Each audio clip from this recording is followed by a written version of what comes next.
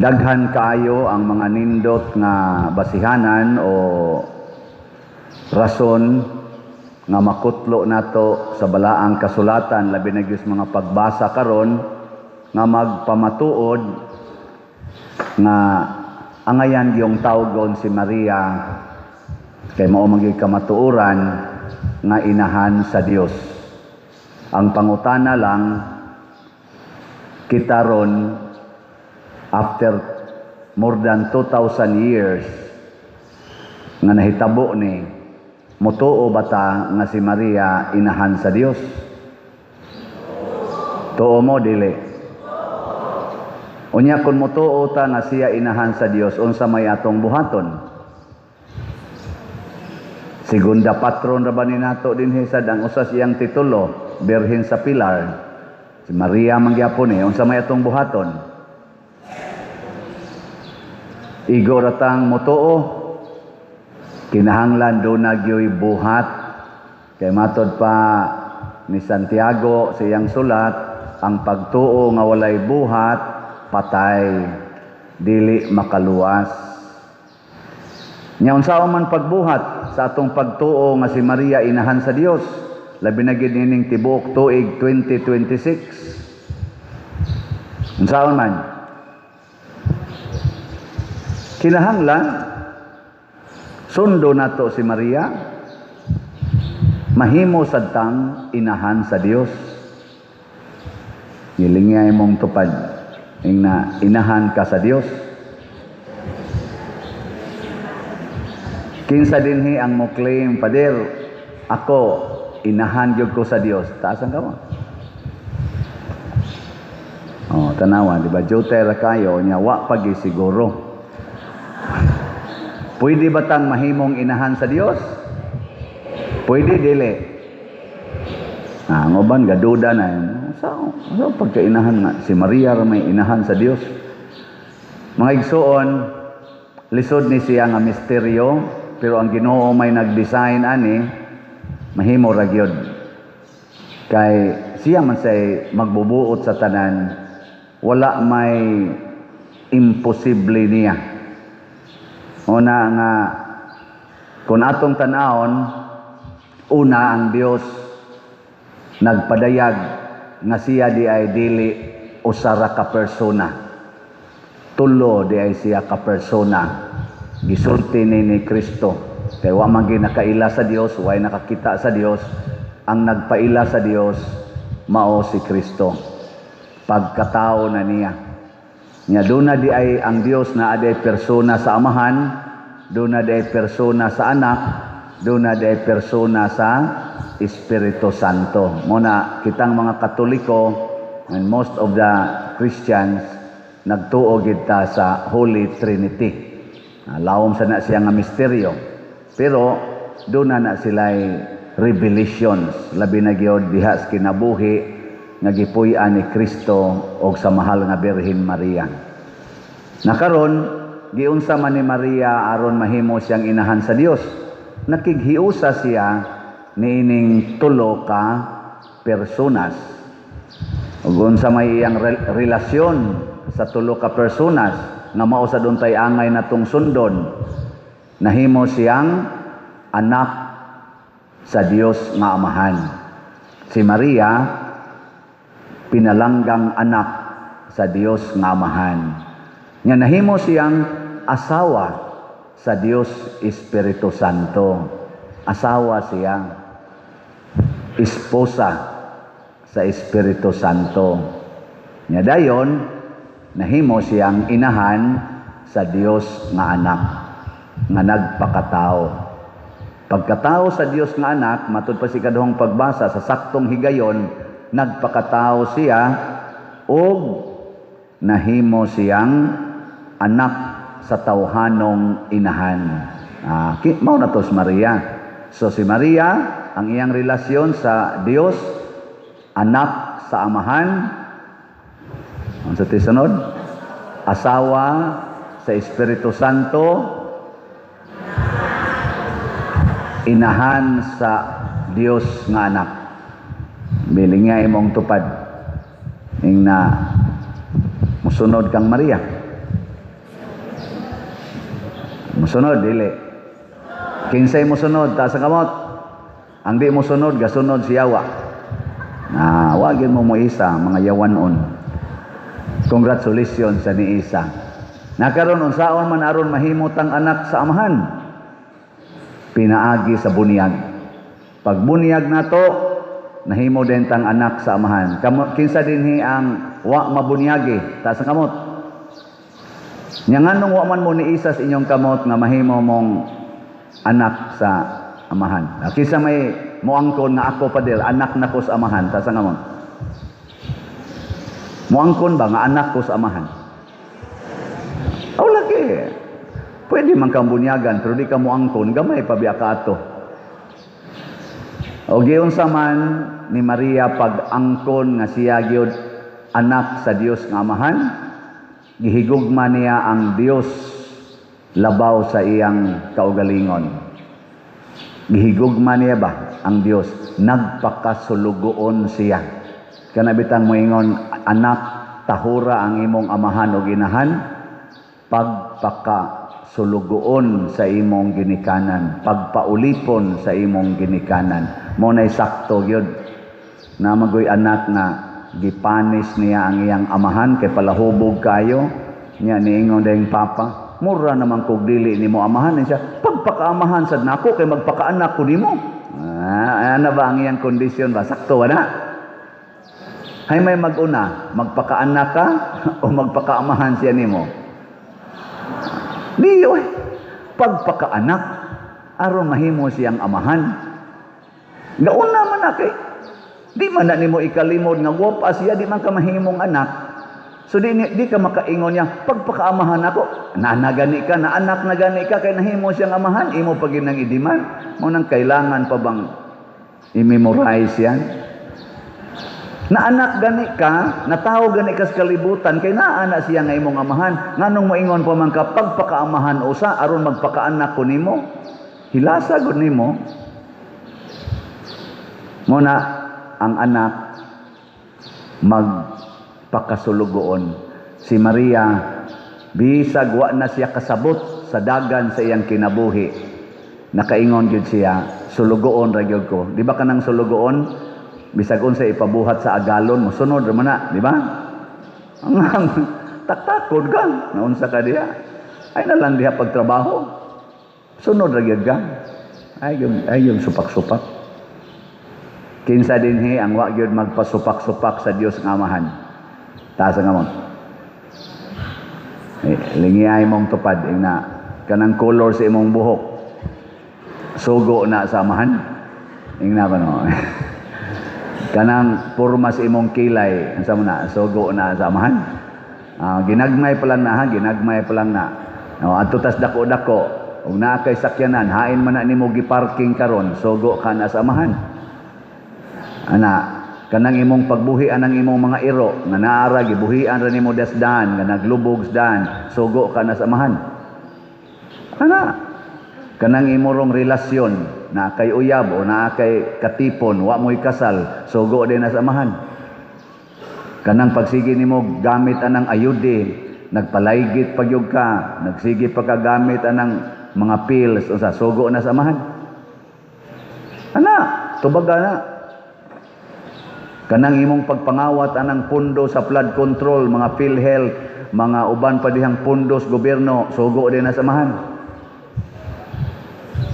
Hilom lagi mo. Magpakaanak ta sa amahan. Kay iya naman tang gisagop nga mga anak sa bunyag, ang ato na lang magpakaanak ta. Kanus aman ta mahimong asawa sa Espiritu Santo sa atong confirmation. Unsa man ang confirmation? Kana bang ato nagyong uyunan nga sundo na nato unsay isugo sa Espiritu Santo. Kay ang Espiritu Santo may atong advocate, ang atong unsay tawag ana kanang giya, magtutudlo, tigtambag, tigbadlong. Siya naman mo igibilin matud pa Dios ikaduhang pagbasa aron mahimo gitang mga anak sa Dios unsa to pagsulti dire aron pagpaila nga kamo iya ng mga anak gipadala sa Dios ang espiritu sa iyang anak nganhi sa atong kasing-kasing. Gisudlan na ta sa espiritu. Nilingay mong tupad ing na unsa ro na is imong kasing-kasing, Espiritu Santo o Espiritus Demonyo. Kung magsigi kag panglibak, kinsa may gatudlo nimo ana? Espiritu Santo o Espiritus Demonyo? Sige kag pamakak, kinsa may gatudlo nimo ana? Kay kani nga tong kasing-kasing mga igsoon ug atong hunahuna, sudlan ni sa duha ka klase espiritu, magkuntis gini sila kada adlaw. Mo nagdigit ta mo desisyon, dili ta mo confirm. Di na to puy-an ang atong confirmation na puy-an nato ang gifts of the Holy Spirit. Kinsa nakasagoo pa dinhi sa 7 gifts of the Holy Spirit. Asa nga mo? Sige, i-check ko no ninyo og sakto bang ako wala ba sa ko memorize kayo anad.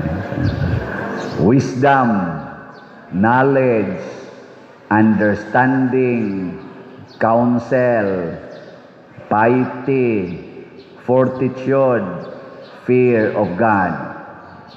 Wala, 7. Yan na pagidaghan nga mga gifts of the Holy Spirit. Ang basic kaning 7. Sige, puy ko na. Haron nga makasiguro kita nga Holy Spirit ang gagiya nimo. Kana bitang magpalaygit ka, unsa man na? Knowledge. Pero what kind of knowledge? Unsa man nga knowledge? Sa Ginoo o sa yawa? Hindi oy. Duha ra ka kuan dinhi, yawa o Ginoo. Makaguba na gani na sa hinimos Ginoo nga healthy sa yawa na. Kay ang buhat sa yawa mao man ang pagguba sa maayong mga butang na hinimos Ginoo. Ang fallopian tube healthy kayo, putlo nimo, imong giguba ang hinimos Ginoo. So yawa gasugo nimo. Abortion, ang bata nga healthy kayo na sa tiyan sa inahan, taguangkan sa inahan, patio nimo, abortion, yawa gigasugo nimo ana. Knowledge gyapon na. Vasectomy, healthy kaayo nga si tawagan na ang ugata, vas deferens sa laki, putlo nimo, yawa gyapon gasugo. Ambot ka ng healthy kaing kilay, unya imong kiskison, ilisa nimo badlis, kinsa kay gasugo nimo ana? Wako kay bawo ha, pero i-check ko no. I-check lang. Basta tanan nga hinatag sa Ginoo nga healthy nga imong gubon, parehasan na mga bungtod, imong bungkagon, ang dagat, imong tambakan og basura o kaha, imong tambakan og yuta kay himuon imong reclamation. I-check ko no. Iya pa ba nas Ginoo? Ang sapa, imong tambakan sa mga tais baboy o mga tais manok o imong mga septic tank adto nimo ipaagas, kinsa kay gasugo nimo ana? No? Ay kunyog tutuki. Kanang magsigi kag palit og slot, kinsa kay gasugo nimo ana? Espiritu Santo o Padersiano? Adi, kana sang mamaligyag slat, kinsa man say gasugo ang Padersiano, maligyag slat. Basta makaayo gani sa katilingban, iya nas Ginoo. Makadaot gani sa katilingban, iya nas yawa. Simple ra kay na. Kaning corruption, makaayo ni o makadaot sa katilingban? O sa yawa na. Simple kayo. Kanang pagparking diha sa karsada, public road, parkingan nimo, anha pa jud ka maninda. Unsa man na? Makaayo na, makadaot sa katilingban. Ninda mo, simba pag yun mo, di mamuhatag kuliktang.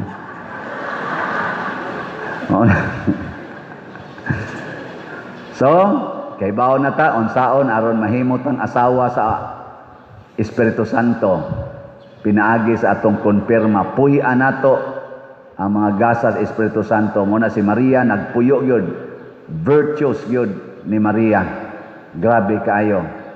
Mangiyang mga virtues. Hapit, 100% iyag yung gipuy-an. Ay katulo, unsaon man aron maanak ta sa mahimutang inahan sa Dios nga anak. Si Kristo mo'y nag-declare, kinsa tong maminaw og magtuman sa sugo sa Dios or sa mga pulong sa Dios, mao ang akong inahan og mga igsoon. Kinsa tong maminaw og magtuman. Kamuron dinhi mura mamog naminaw. Pero duha gina kabuk magkuyog, maminaw ug magtuman. Pero ang tawag niya sa taong igo rang maminaw pero dili magtuman, ang tawag niya ana buang-buang. Di ba ningon siya? Ang tao nga naminaw apan dili magtuman sa akong mga pulong sama sa taong buang-buang nga nagtukod sa iyang balay ibabaw sa bas. Ilingiyay mong tupad. Ing naminaw man jud ka karon, buang-buang ka o maalamon. Kay ang naminaw nga nagtuman gitawag ni Kristo og maalamon. Ana. Si Maria sana birhen sa kaalam. Kay ngano man kahibaw siya unsaon pagtuman ang pulong sa Dios. Kanang moingon bitang Ginoo, ihatag ang tanan ngadtos mga kabos. Kinsay mo tuman ana ta sa kamot. Mga buang-buang gid mo. Pulong na nas Ginoo. Di inyo tumanon. Si Maria gituman gina niya. Gihatag niya iyang lawas aron pamabdusan sa Espiritu Santo. Gihatag sa niya ang iyang anak aron ilansang sa krus. Tanan gyud. Giusbon ako, niingon ang Ginoo ihatag ang tanan ngadtos mga kabos. Kinsay mo sunod ana karong misaha. Taas ang amot. Oo, sige, mga buang-buang gid mo. Mo na karon unsaon nato pag-asinso? Unsaon nato pag lambo isip katilingban, labi na gyud isip nasod, nga di man dayta gustong muhatag. Selfishness, iya na siyawa. Selfish. Ang Ginoo is generous, selfless. Selfless mother, selfless son. Kita selfish. Mga hakog kaayo, kusog ay mangangkon sa dili ato. Muna karon, muna ang Pilipinas na hugno, kay daghan tag mga leaders nga parihaan ni rong nanimba. Di ka maumuhatag sa tanan. Pila ra kabuk nila ang muhatag sa tanan, nya mao pagi ipapriso, mao pagi gukuron, mao pagi ipa-impeach. Ang magtinarong karon sama anang pipila ka nagtinarong mao'y gukuron, mao'y imbestigahan. Ang mga buangon nga purtig yung buanga, maunay dili imbestigahan. Ni hari na ang demonyo sa atong katilingban. Muna nining tuig 2026 mugakusta ni Maria atong inahan nga nakabuntog sa yawa. Dili lang mugakos og maghayog pakitabang nga luwason ta, kung dili nga tudluan ta unsaon pagpuyo isip anak sa amahan, asawa sa Espiritu Santo ug inahan ni Hesus. Muna importante. Nilas na lang lingi, ang di mo lingi maimpirno. Gina, lingi. Lingi ba? Lingi ra usa, lingi. Ingna Happy New Year. Ingna karong tuiga. Sabat na ko na karong tuiga. Din adyo ko magyaw-yaw. Bisag ka na lang. Si Maria, wa magito magyaw-yaw. Hilom raman to. So ayan lang nato. Bahala na nagwa ka musunod. Ayla pagyaw-yaw hangtod December 31 next year, this year, ha?